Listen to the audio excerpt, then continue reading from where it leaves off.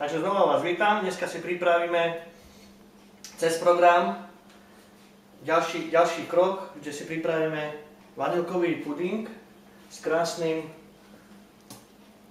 lesným ovocím, kde budeme pripravovať pomocou programu, pomocou sondy, ktorú už máme vopred pripravenú, a navolíme si program variť puding.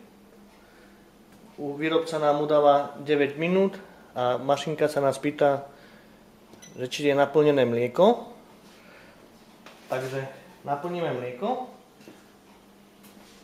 Tým chceme ukázať tú úsporu, čo sa týka toho špeciálneho dna, ako som hovoril na začiatku, kde môžeme grilovať, opekať, variť cestoviny. A teraz chceme hlavne poukázať, že varíme puding a mlieko nám neprihorí. Tak ešte chcel by som vám tu ukázať túto sondu, kde pýta si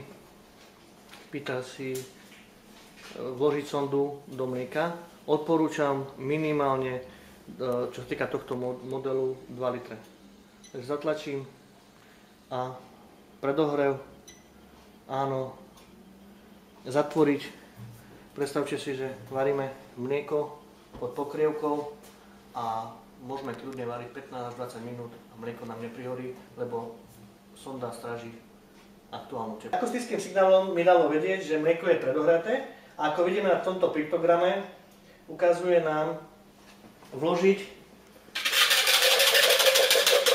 zmiešať tú pudingovú zmes. Tak. Tu máme krásny prípad toho, že ako nám stráži tá sonda.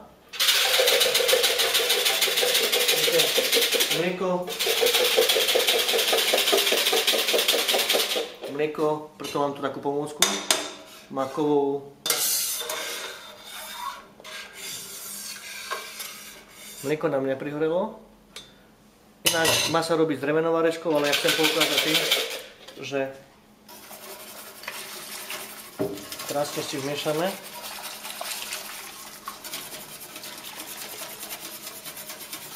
Tak.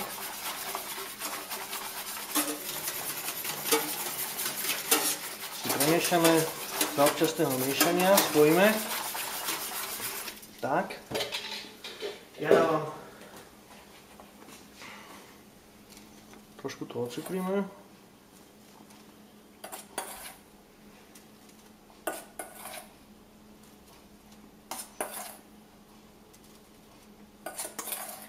Tak. Ľahko premiešame.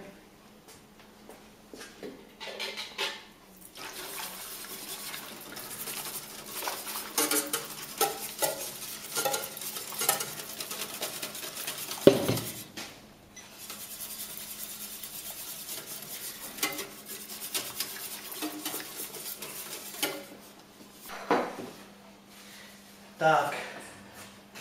Takže zvykne dať čerstvé maslo, kde sme si pustili masielko. Ako vidíme, akusticky nám dalo vedieť, že puding je hotový.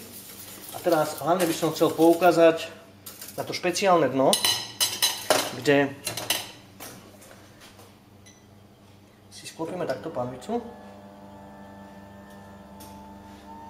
Tak, hlavne pozeráme na to kovové dno, kde puding krásne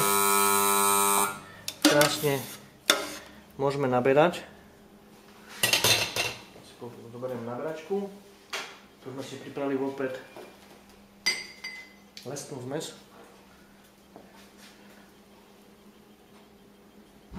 Tak. A tým chcem poukázať, že v tomto jednom zariadení, v tejto špeciálnej multifunkčnej panvici, si urobíme krásny puding. Takže tu máme výsledok dnešného varenia, vanilkový puding s lesnými plodami, a prajem vám dobrú chuť pri ďalšom vstupe.